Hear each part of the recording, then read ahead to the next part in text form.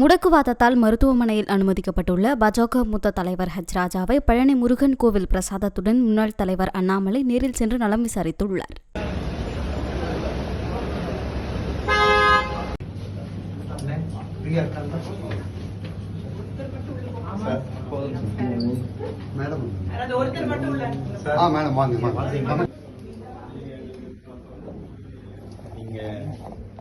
பழனி போனது எல்லாம் பார்த்தேன்.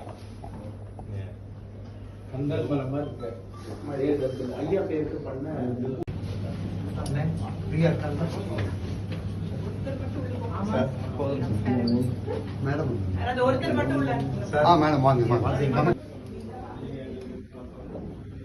நீங்க பழனி போனது எல்லாம் பார்த்தேன்.